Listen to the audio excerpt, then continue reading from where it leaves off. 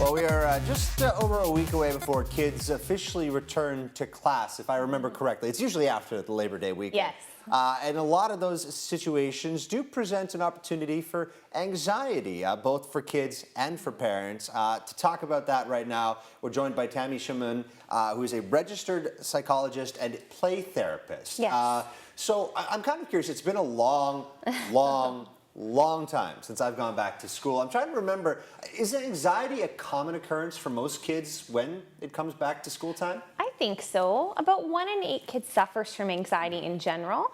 But I think with, having the summers off and all of a sudden they're transitioning back to school and, math class and their peers, and some kids are scared of, being with a new teacher. It's pretty common for kids to have some angst. Okay, well, about I'm kind that. of curious because you talk about getting excited as well, right? How are you capable, perhaps as a parent, to distinguish between your kid being excited, maybe a little bit nervous, versus proper anxiety? What are the telltale signs?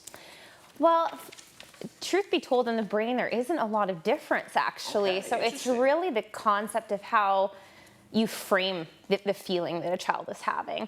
So if you think of athletes before, say, a football game, they'll be in the locker room and they'll tell you they're getting amped up for the game, but neurologically that excitement is anxiety, but it's how it's framed. So that's one thing to think about too, is that some of that excitement is anxiety because it's a new situation, and so a big part of what we do is normalize that it's parents need to kind of relax about that and help their kids relax about that, because that's a normal part of the process. Okay, well, let's talk about some of the ways that parents can do that. So, of course, obviously talking through the process is one way, but are there any kind of different, perhaps outside the box approaches that parents can take to maybe ease that anxiety?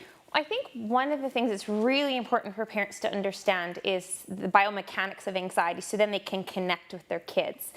So in order for kids to be receptive to move through the anxiety so they can cope with it, parents need to kind of meet them where they're at.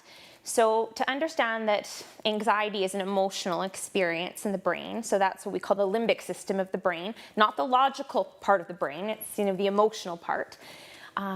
Parents need to be able to talk to them using that part of the brain. So when a parent minimalizes it to a child and says, it's no big deal, why are you worried about this?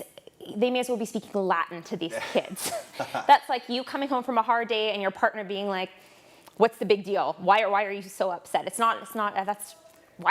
should not be something you're upset about. You're not feeling good about that because they're not meeting you where you're at, which is an emotional response. So basically what we're asking parents to do is to connect with kids with the emotional side of the brain, which is the right hemisphere. So being logical isn't going to be helpful. So we want to meet kids where they're at by providing empathic statements. So being able to say, I see you're really nervous, I can see you're really scared. That's really normal to feel that way. That is the key so kids can hear the parent. Then they can help them calm down.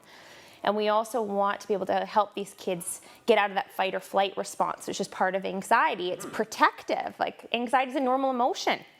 And we need to teach kids that it's a normal thing, but for us to be able to problem solve, to move through it, maybe we need to tell that part of the brain to cool it a little bit. So there's some tricks to helping cool that part of the brain, so then maybe the logical part of the brain can kick in. And then we can problem solve and move forward from there.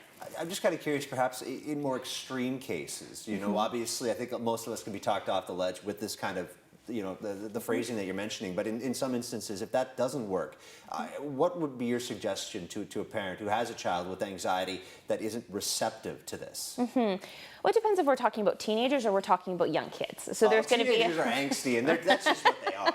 But well, one of the things we can do with children, let's say grade school children, like kids K to 6, one of the first things we need to do, and I don't care how extreme the anxiety is, we still need to get them out of fight or flight.